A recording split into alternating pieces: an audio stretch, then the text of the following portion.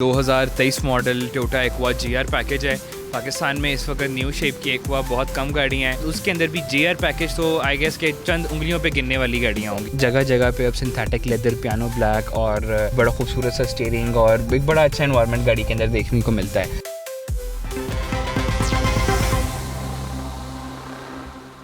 GNN plus में खुशामदीद। मैं हूं तैयब सुलही। नाज़रीन, आज आपके लिए जिस गाड़ी का रिव्यू लेके आए हैं पाकिस्तानियों की बड़ी फेवरेट कार है, एक्वा जीआर मॉडल है। इसके बारे में जो है वो महद आसिफ साहब हमें बताएंगे, ऑटोमैक्स से मौजूद हैं। महद भाई, एक्वा गाड़ी वैसे ही पाकिस्तान में जो है बहुत पसंद की जाती है। जीआर मॉडल जो आया है, इसका और दूसरी एक्वा का क्या फ़र्क है? तो ये भाई सबसे पहले ये 2023 model Toyota Aqua GR package है। पाकिस्तान में इस वक्त न्यू शेप की एक्वा बहुत कम गाड़ियाँ हैं और स्पेसिफिकली 2023 मॉडल की, क्योंकि बहुत फ्रेश मॉडल्स में कंसिडर होता है, 2023 मॉडल की बहुत कम गाड़ियाँ हैं। और उसके बाद उसके अंदर भी जीआर पैकेज तो आई गेस के चंद उंगलियों पे गिनने वाली गाड़ियाँ होंगी। एक्वा वैसे भी फीचर्स से भरपूर है और पसंदीदा गाड़ी है।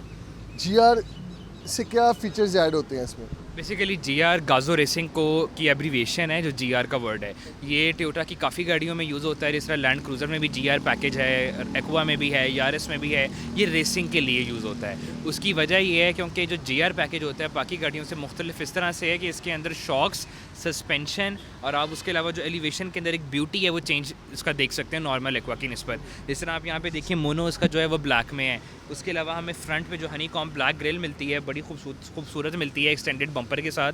उसके ऊपर हमें जीआर की बैजिंग भी देखने को मिलती है। ये भी बड़ी जो है वो अग्रेसिव सी लग रही है, बड़ी खूबसूरत है। ऐसे ये एक सिर्फ एग्रेसिव नहीं था ये भाई, साथ साथ एलिगेंट भी है और एग्रेसिव भी है। बहुत खूबसूरत शेप है। और इसकी आप लाइट्स देखें, यहाँ पे इसकी लाइट्स की जो शेप है, एक बड़ी आप कह लें कि एक जिस तरह तीर नुमा कोई चीज़ होती है उस तरह की इसकी शेप है। बीच में हमें जो डिज़ाइन आप देख सकते हैं, ये 3 येलो लाइट्स का, उसके ऊपर बीच में DRS देखने को मिलते हैं।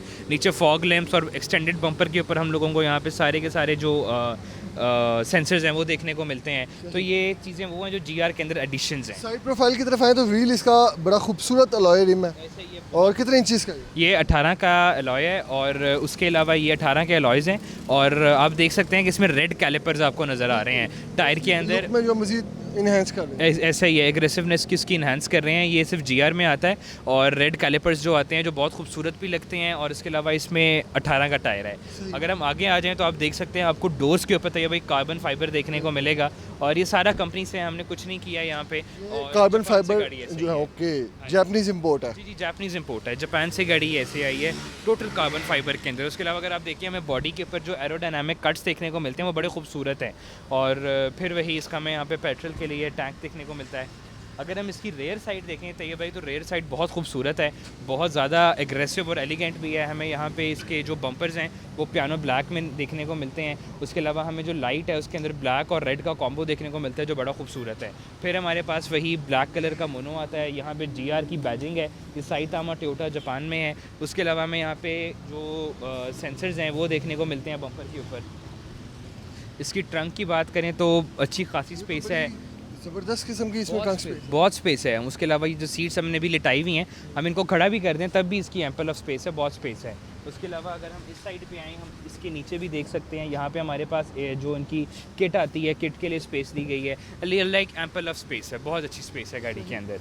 अच्छा, मुझे बताएं कि कितने सीसी इसका इंजन है? हाइब्रिड है? 1.5 सीसी हाइब्रिड जीआर इंजन है और पेट्रोल हाइब्रिड भी है। 1.5 फ्यूल एवरेज बहुत अच्छी करती है, अराउंड 25-30 बहुत अच्छी फ्यूल एवरेज है। 30 किलोमीटर की एवरेज है जी। 1500 सीसी जीआर, ऐसा ही है, 1500 सीसी जीआर और 25 से 30 की फ्यूल एवरेज है गाड़ी की। गाड़ी के जो मजीद फीचर्स हैं आपको दिखाते हैं। गाड़ी के इंटीरियर की तरफ चलते हैं, आइए। गाड़ी का इंटीरियर आप देख रहे हैं, बड़ा ज़बरदस्त, बड़ा खूबसूरत। ये सिंथेटिक लेदर आप देख रहे होंगे और बड़ी डिसेंट सी लुक है। महद भाई, एक्वा ने अपनी रवायत को बरकरार रखते हुए इस दफ़ा जो नया मॉडल ये जीआर लॉन्च किया है, ये भी बड़ा खूबसूरत है देखने में। तो इसमें फीचर्स क्या क्या दिए? तो ये भाई, सबसे पहले अगर हम गाड़ी के अंदर बैठते ही हमें सबसे पहले जो एक चीज़ नज़र आती है वो इसका एक खूबसूरत सा स्टीयरिंग है जो पहले से चेंज किया गया है। जो ओल्ड शेप एक्वास थी उनके अंदर ये स्टीयरिंग जो राउंड हॉर्न की शेप है ये नहीं आती थी, अब आती है।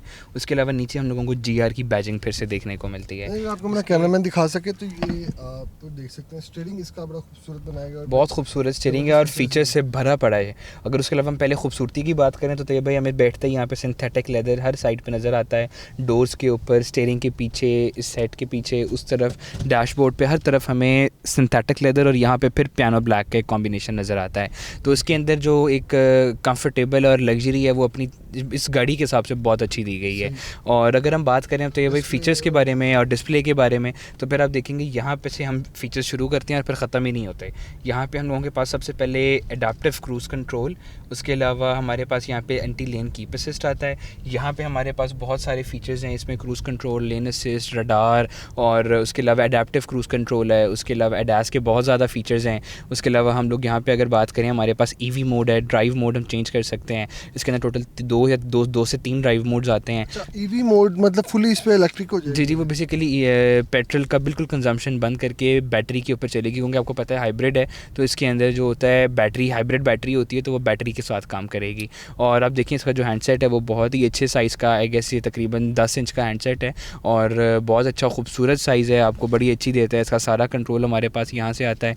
अभी हम होम पे हैं, मैंने ब्लूटूथ करना है तो मैं यहाँ से ब्लूटूथ करूँगा और हम हर चीज़ यानी कि पूरा का पूरा जो गाड़ी है हम उसको यहीं से यूज़ कर सकते हैं। सही। अच्छा, इसके ड्राइविंग मोड के मतलब आप बता रहे थे, ये जो सबसे दिलचस्प बात है, हाइब्रिड मोड है, EV मोड है, ये मोड थोड़े से बताइएगा क्या क्या? बेसिकली तो ये भाई जिस तरह अब इसमें इको मोड भी होता है और EV मोड भी होता है।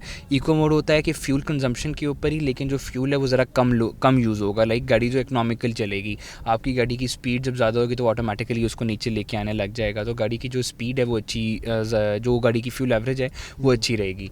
EV मोड होता है कि लाइक आपकी गाड़ी की जो हाइब्रिड बैटरीज़ हैं वो वर्क करेंगी और उसके साथ आपकी गाड़ी की जो रेंज है वो बैटरी के ऊपर चलेगी। जस्ट लाइक अक्सर ऐसा होता है मेरे साथ कि मैं कहीं से वापसी आ रहा हूँ, पेट्रोल ख़त्म हो गया बिल्कुल, और जब पेट्रोल ख़त्म हो गया तब गाड़ी बैटरी पे चलना शुरू हो जाती है। जब गाड़ी बैटरी पे चलती है तो आपको एक आसरा हो जाता है कि यार हाँ, मैं इजीली जहाँ तक मैं जा रहा हूँ वहाँ तक या फिर नियरेस्ट पेट्रोल पंप तक मैं पहुँच सकता हूँ। सही। अच्छा, मुझे इसकी बताइएगा कि एक तो आपने फ्यूल एवरेज बताई कि इसकी 25 से 30 किलोमीटर है, बैटरी की कितनी रेंज है? तो भाई इसमें ये PHEV नहीं है, बेसिकली ये हाइब्रिड बैटरी है, HEV होती है, हाइब्रिड इलेक्ट्रिक व्हीकल। इसमें कोई फिक्स रेंज नहीं होती, ये बेसिकली आप जब गाड़ी चला रहे होते हैं उसी के साथ हाइब्रिड बैटरी ख़ुद को चार्ज कर रही होती है।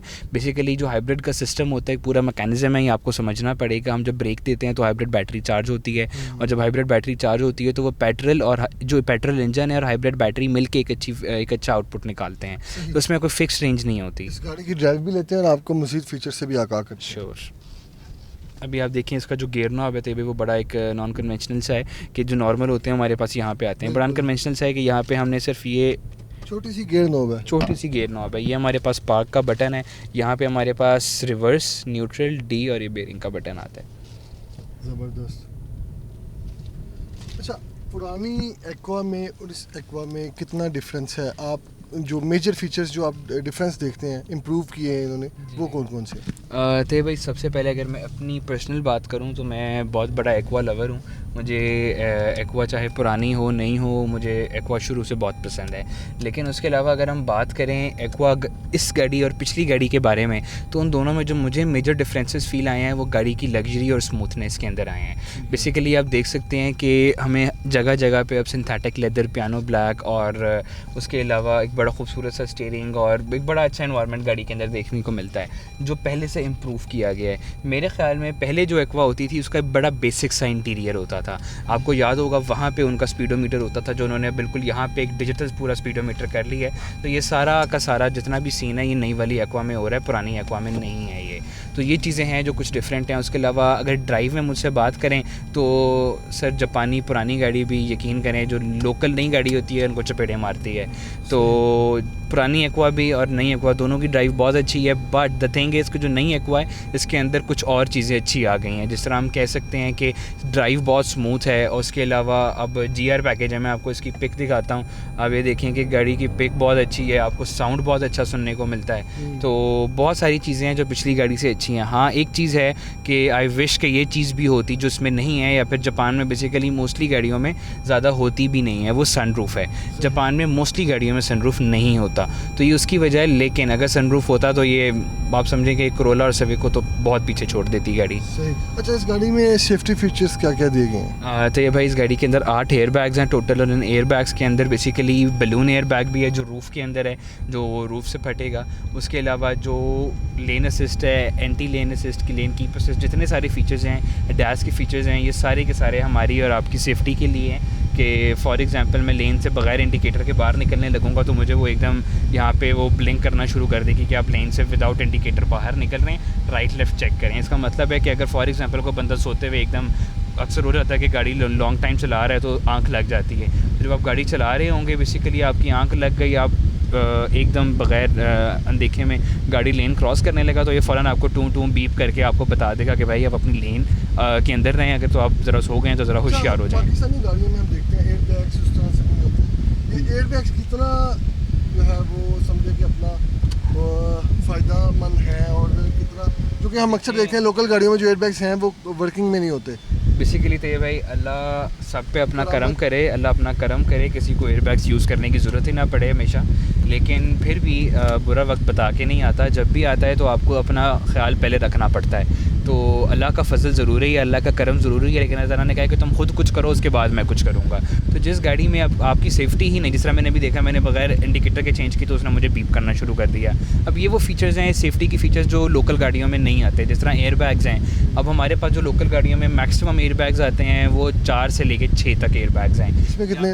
इसमें सर 8 एयर बैग्स हैं, और जो 4 एयर बैग्स, जो 6 भी आते हैं वो भी एयर बैग्स अल्लाह माफ़ करे मोस्टली केसेस में जहाँ तक मैंने देखा है एयर बैग्स जब टाइम आता है खुलने का तब वो खुलता ही नहीं है। तो ये लोकल गाड़ी की क्वालिटी और मेयार का नतीजा है कि आप उसके जिस तरह की क्वालिटी दे रहे हैं उसका नतीजा ये निकल रहा है कि you are costing a life. आपकी वजह से एक बंदा जिसको एयर बैग की ज़रूरत थी वो अपनी जान हार गया है। तो ये फ़र्क है जापानी गाड़ी और लोकल क्वालिटी के अंदर। सही।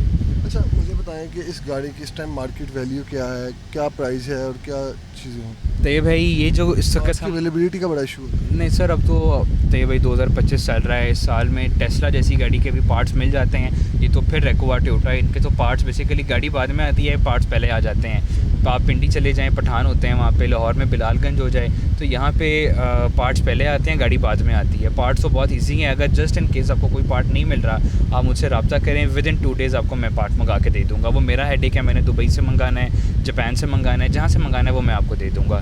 उसके अलावा अगर हम प्राइस की बात करें तो ये भाई ये गाड़ी 2023 मॉडल है। जिस तरह ये देखें, ये मुझे लेन नहीं चेंज करने दे रहा, विदाउट इंडिकेटर अपने आप स्टीयरिंग इधर मोड़ देता है। अच्छा, अगर हम प्राइस की बात करें तो ये भाई तो बेसिकली इस गाड़ी ये 2023 मॉडल है, GR वेरिएंट है। इस GR वेरिएंट की जो ड्यूटी है जिसको हम MSRP में पे करते हैं वो भी ज़्यादा होती है। ये R ग्रेड पैकेज है, और इसका एक छोटा सा डैमेज जापान में हुआ था जिसकी हमारे पास टोटल वीडियोस और पिक्चर्स हर चीज़ अवेलेबल है टोटल रेफरेंसेस के साथ। ओरिजिनल जेन्युइन 8000 किलोमीटर्स चली है, ओरिजिनल माइलेज है, गारंटीड माइलेज है। जो भाई मेरे से लेगा मैं उनको रसीद पे लिख के दूंगा कि मेरी गारंटी है, ओरिजिनल माइलेज है। उसके अलावा इस गाड़ी की जो डिमांड है वो हम 8850 कर रहे हैं, और ये 2023 मॉडल है और GR पैकेज है। सही। 88 लाख रुपए इस प्राइस रेंज में इस गाड़ी का मुकाबला किसके साथ? तो भाई अगर आप इस गाड़ी का मुकाबला लोकल गाड़ियों में करें तो आई गेस इस गाड़ी का मुकाबला होगा होंडा सिविक के साथ, जो आपको इस बजट के अंदर नई गाड़ी मिल जाती है। तो ये भी तकरीबन नई गाड़ी है, 8000 किलोमीटर जस्ट नथिंग। और उसके अलावा ये कि ये गाड़ी fuel average wise, comfortable, luxury, reliability wise civic से 10 हाथ आगे है। सिविक आपको बहुत अच्छी एवरेज देगी, तो आपको देगी 14-15, वो भी बहुत अच्छा पाँव जिसका है। अब मेरा ज़रा पाँव भारी है, मैं थोड़ी सी गाड़ी तेज़ चलाता हूँ, उसके बावजूद अगर मुझे ये गाड़ी 24-25 की एवरेज दे रही है तो आप समझ जाएँ कि जो हल्का पाँव रखने वाला बंदा है उसको ये गाड़ी 35 की एवरेज देगी। इस गाड़ी की जो एवरेज जो मैंने जहाँ तक ली है वो मुझे तकरीबन मिली है अपनी पर्सनल ड्राइव से, वो 25 से 30-32 के दरमियान में मिली है। अब आप कभी ये एवरेज लेके दिखाएं सिविक से। सिविक इस इंपोर्टेड गाड़ियों में इसका मुकाबला कंपैरेटर कौन है? तो भाई अगर आप इस गाड़ी का मुकाबला करें इंपोर्टेड के अंदर तो हमें इसका मुकाबला पहले पिछली शेप के अंदर होंडा फिट के साथ या फिर निसान नोट के साथ मिलता था। लेकिन अब आज के टाइम में जो निसान नोट है उसका ज़रा प्राइस ब्रैकेट से नीचे है, ये इसका इस स्पेसिफिक GR का प्राइस ब्रैकेट उससे ऊपर है। उसके हाँ, अगर आप निसान नोट निस्मो मंगाएं और टोयोटा एक्वा GR 2023 मॉडल, वो भी 23 मॉडल, तब फिर दोनों की तकरीबन कॉस्टिंग सेम पड़ जाएगी, यानी कि फिर भी 19-20 का बीच में फ़र्क होगा।